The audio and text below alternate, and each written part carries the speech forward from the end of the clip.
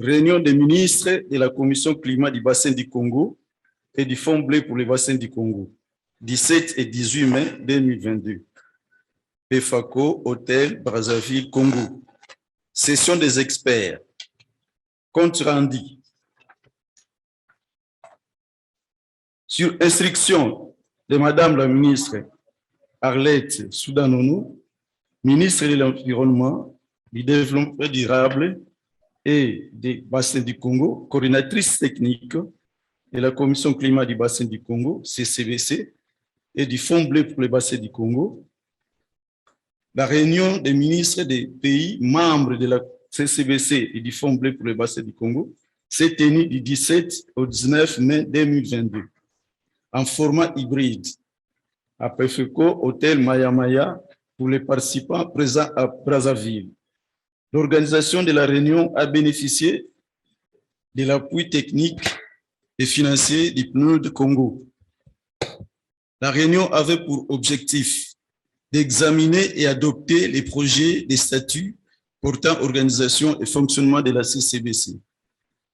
Échanger à propos de l'annonce de financement de 1,5 million de dollars en soutien aux pays du bassin du Congo pour la protection des forêts, des tourbières ainsi que d'autres réserves de carbone essentielles pour la planète, faites à Glasgow lors de la COP26, et présenter les avancées opérées dans la mise en œuvre des activités de la CCBC, tout en sensibilisant les pays sur le respect de leurs obligations envers l'institution.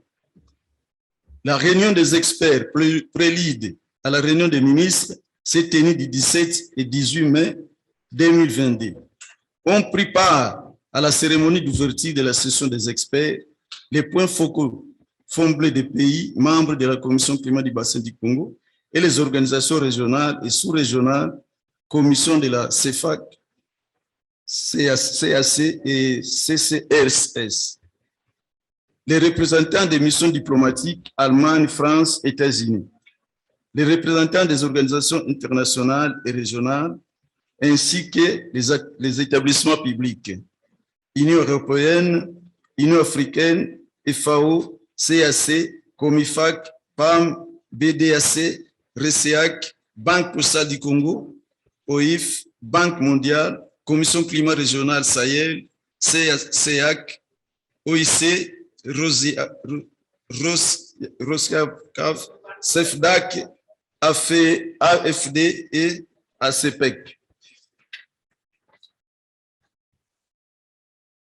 Les représentants des partenaires techniques et financiers, A4C, 4C Maroc, PNUD, UNESCO et Fondation Brazzaville. Les représentants des ministères du gouvernement et de la République du Congo, les ministères de l'Environnement, du Développement durable et du bassin du Congo. Les représentants de la société civile et du secteur privé, OIT, Éveil d'Afrique. M. Georges Clavier Bounzanga, consultant. Cette cérémonie d'ouverture, débutée à 9h45, a été ponctuée par 3 discours à locution prononcés respectivement par M.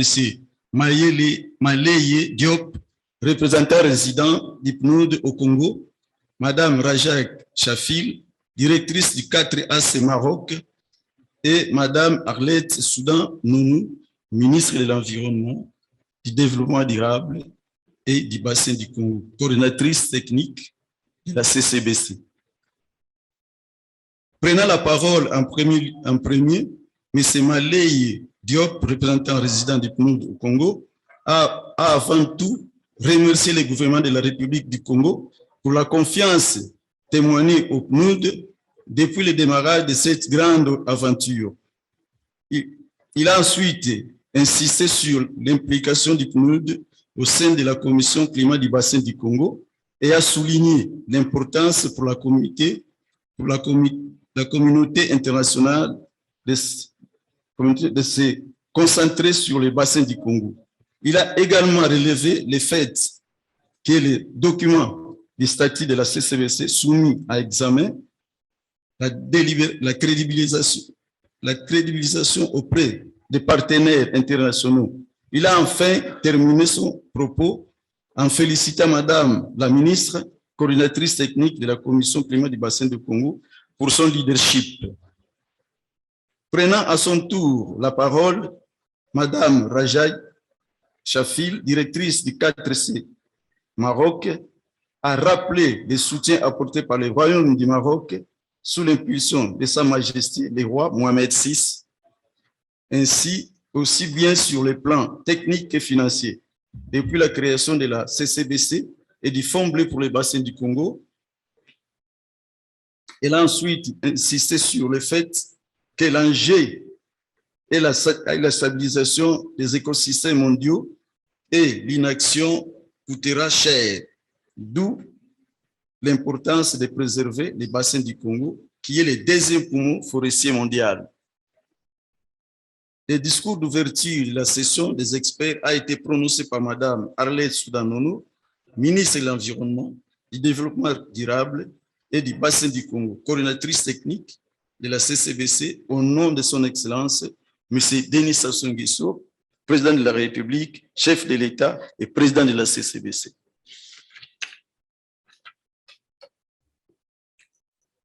Après avoir remercié les participants pour leur présence inconditionnelle et constante pour soutenir les activités de la CCBC, malgré le contexte toujours dominé par la pandémie de la COVID-19, elle a tenu également à adresser un remerciement particulier aux points focaux et aux partenaires de la CCBC, notamment le Vatican, le Royaume du Maroc et les Nations Unies pour leur appui multiforme. Tout en informant les participants à la décision de l'Assemblée générale de l'Union africaine du 6 février 2022, qui a reconnu l'existence de la Commission climat du bassin du Congo et soutenu sa demande d'accréditation auprès de l'Union africaine en tant qu'organisation régionale, Madame la ministre leur a rappelé la tâche majeure qui les incombera durant les 2 jours de la réunion, notamment celle de proposer à l'attention des ministres pour l'adoption un projet de statut définissant non seulement les attributions de la Commission climat du bassin du Congo, mais également son organisation ainsi que son mode de fonctionnement. Elle a enfin souhaité plein succès dans les travaux avant de déclarer ouverte la session de la réunion des ministres des pays membres de la CCBC.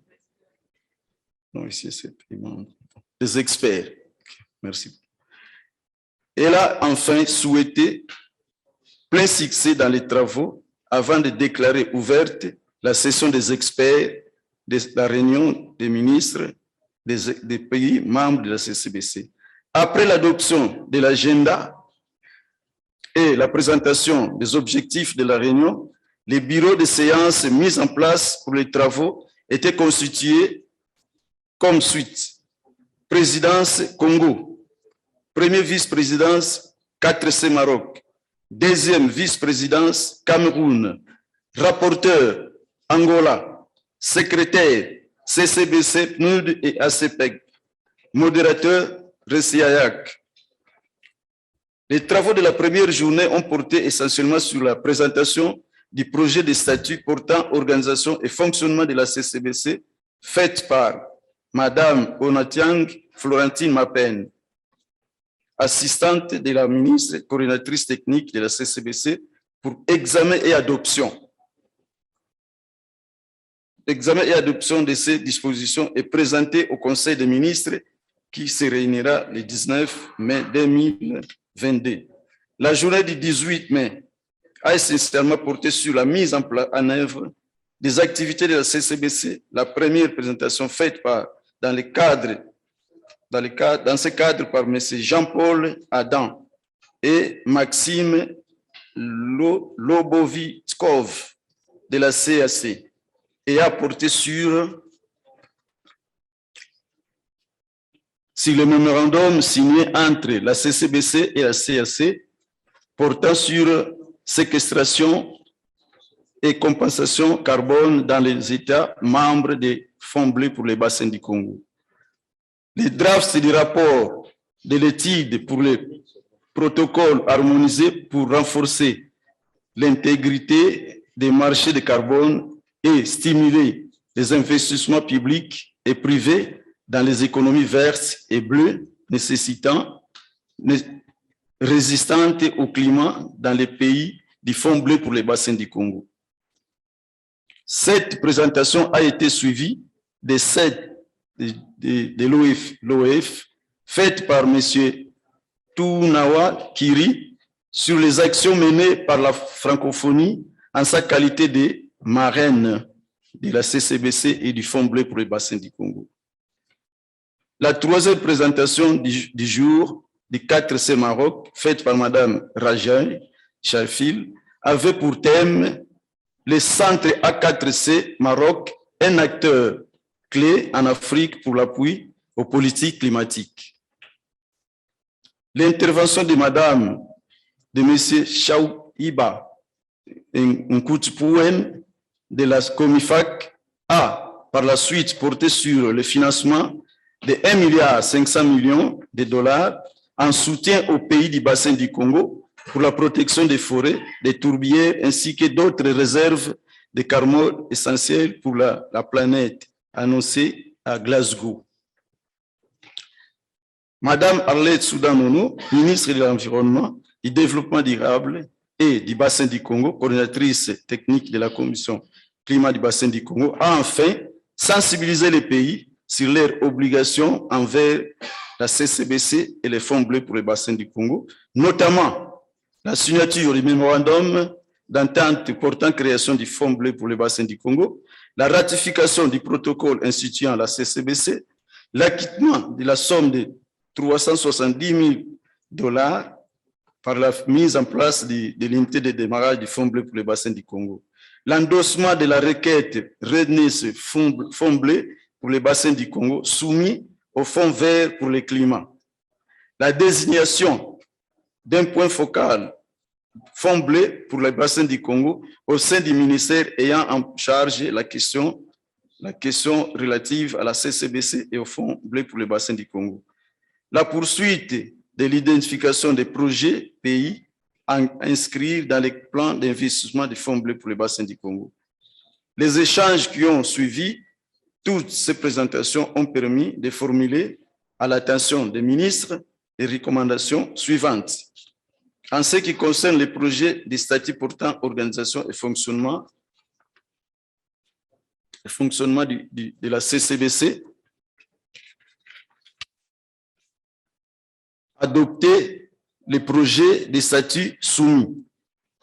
En ce qui concerne l'annonce de financement de Glasgow, instruire la coordination technique de la CCBC d'identifier les projets déjà inscrits par les pays dans les plans d'investissement du Fonds bleu pour le bassin du Congo afin de constituer un pipeline des projets à hauteur du montant du financement annoncé de 1,5 milliard de dollars pour être présenté aux annonceurs et mobiliser ces financements à travers les fonds bleus pour le bassin du Congo. En ce qui concerne les marchés de carbone, instruire la coordinatrice technique de la CCBC de mettre en place, dans le cadre du mémorandum signé entre la CCBC et la CIA, et portant sur la séquestration et la compensation carbone dans les États membres du Fonds bleu pour le bassin du Congo. Un groupe de travail multi-carbone dans les États, multi-acteurs sur le développement du marché de carbone dans les bassins du Congo. En ce qui concerne l'OIF, inviter la francophonie à maintenir et intensifier les efforts dans les plaidoyers en faveur de la CCBC et du Fonds bleu. À cet effet, solliciter la signature des mémorandums entre les CCBC et l'OIF. En ce qui concerne la sensibilisation des pays sur les obligations des pays en vue de l'opérationnalisation de la CCBC et du fonds blé, inviter les pays à des points. La signature du mémorandum d'entente portant création du fonds blé pour les bassins du Congo, la ratification du protocole instituant la CCBC, l'acquittement de la somme de 370 000 $ pour la mise en place de l'unité de démarrage du fonds blé pour les bassins du Congo, l'endossement de la requête retenue ce fonds blé pour les bassins du Congo, soumis au fonds vert pour le climat, la désignation d'un point focal fonds blé pour les bassins du Congo au sein du ministère ayant en charge la question relative à la CCBC et au fonds blé pour les bassins du Congo. La poursuite de l'identification des projets ayant des projets pays à inscrire dans le plan d'investissement du fonds blé pour les bassins du Congo. Fait à Brazzaville le 18 mai 2022, les rapporteurs point focal de l'Angola et présidente Madame ministre et coordinatrice technique de la CCBC, son Excellence Arlette Soudan-Nono. Je vous remercie. Je termine par ce mot. Vive les fonds blés, les